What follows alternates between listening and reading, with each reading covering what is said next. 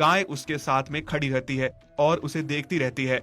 और जब शाम को वो घर जाने लगता है तो गाय भी उसके पीछे पीछे चलने लगती है। कालू हैरान था कि ये कैसे हो गया कि वो उसके पीछे पीछे ही आ रही थी। गाय, तुम मेरे पीछे क्यों आ रही हो? आखिर किसकी गाय हो तुम? ऐसे मेरे पीछे पीछे आओगी तो तुम्हारा मालिक जब तुम्हें ढूंढता हुआ आएगा और तुम्हें नहीं पाएगा तो बहुत परेशान होगा। मेरा कोई मालिक नहीं है, मैं अकेली हूँ और इस जंगल में भटक गई हूँ। मुझे कोई बाघ ना खा जाए, बहुत डर लग रहा है। तुम मुझे भले इंसान लग रहे हो, मुझे अपने साथ ले जाओ और मैं दूध देती हूँ।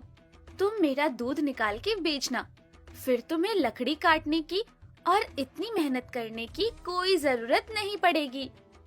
अब से तुम अकेली नहीं हो, चलो मेरे साथ मेरे घर, और आज से तुम्हारा नाम बुलबुल है।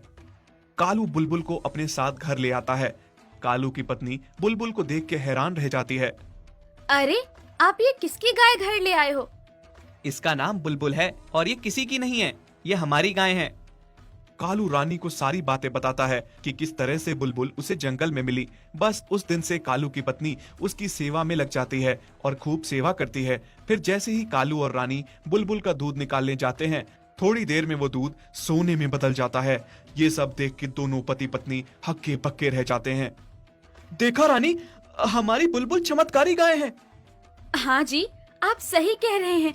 शायद ऊपर वाले ने हमारी सुन ली। बस फिर क्या था, इस तरह कालू और रानी बुलबुल का दूध निकालते हैं और दूध सोने में बदल जाता है। बुलबुल ने तो मानो उसकी किस्मत ही बदल दी। कुछ ही दिनों में कालू और रानी के पास अपना बहुत बड़ा घर, खेत और पैसा आ जाता है। सभी देख के हैरान थे कि कालू ने ऐसा क्या किया जिससे उसकी किस्मत ही बदल गई। फिर ये बात उसके भाई बाला और उसकी पत्नी झुमकी तक पहुंच जाती है। ए जी, सुनते हो? कहाँ हो? हाँ बोलो, क्या हुआ? क्यों चिल्ला रही हो? चिल्लाऊं नहीं तो क्या करूं?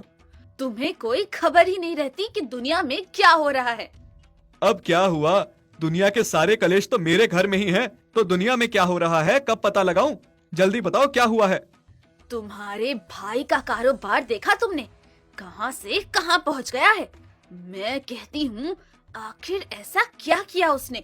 थोड़े दिन पहले निकाला था उसे घर से और उसने ऐसा क्या किया जो आज गांव में सबसे अमीर बन गया है? ये मेहनत तो हो ही नहीं सकती। जरूर इसके पीछे कोई चमत्कार है। तुम सही कह रही हो, पर ऐसा किया क्या होगा उसने? अब हमें बताएगा भी नहीं, हमने उसे घर से जो निकाला था। तुम्हारा भाई बहुत भोला है, बातों में फंसाओगे तो फंस जाएगा। तुम सही कह रही हो, उसके घर चल के उससे बात करते हैं और फिर अपनी बातों में फंसा के उससे उगलवा लेंगे सारी सच्चाई। शाम को झुमकी और बाला कालू के घर जाते हैं। उसे बातों में फंसा के वो उससे सच जानना चाहते थे। कालू कुछ हद तक उनकी बातों में फंस जाता है और उन्हें जैसे ही बताने वाला होता है कि वो भाई, मेरी इस तरक्की के पीछे मेरी गायें। जैसे ही कालू बताने वाला होता है, रानी उसे रोक लेती है। अरे भाई साहब, हमारी इस तरक्की के पीछे बस हमारी मेहनत है और कुछ नहीं। आप भी मेहनत करोगे तो बहुत कमाओगे। बाला और झुमकी के जाने के बाद कालू रानी को बोलता है कि तूने मुझे बताने से क्यों रोका? ये आप क्या कह रहे थे? आप नहीं जानते उन्होंने हमारे साथ क्या किया है? अगर वो जान जाते हमारी तरक्की का राज हमारी बुलबुल है, तो वो किसी भी हाल में बुलबुल को हमसे छीन लेते। हमें ये बात भाई भाभी को तो क्या, किसी को भी पता नहीं चलने देना है। तुम ठीक कह रही हो। उधर बाला और झुमकी परेशान थे कि उन्हें कालू की अमीरी का राज पता चल सके। ए जी सुनो, कालू कुछ गाय के बारे में बता रहा था, लेकिन रानी ने बात को बीच में काट दिया। पता नहीं क्यों मुझे सारी बात उस गाय से जुड़ी हुई लगती है। अच्छा, अगर ऐसी बात है तो मैं आज रात को ही पता लगा लूंगा।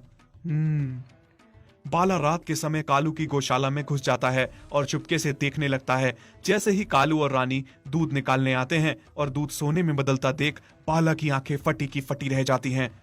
फिर घर आके वो सारी बातें झुमकी को बताता है। हाय राम, ये क्या कह रहे हैं आप? क्या सच में आप ये सब देख के आए हैं?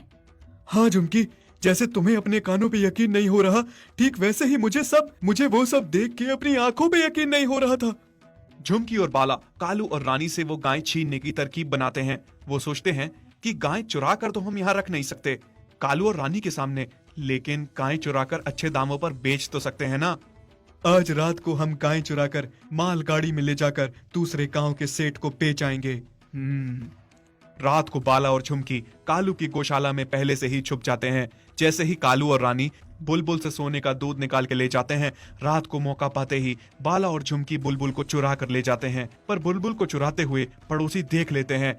फिर अगले दिन सुबह सुबह जैसे ही कालू बुलबुल को चारा देने आता है, वो बुलबुल को नहीं पाता। हाय राम, मैं तो लुट गया। रानी भागती हुई आती है। क्या हुआ जी? आप क्यों रो रहे हैं? रानी, हमारी बुलबुल को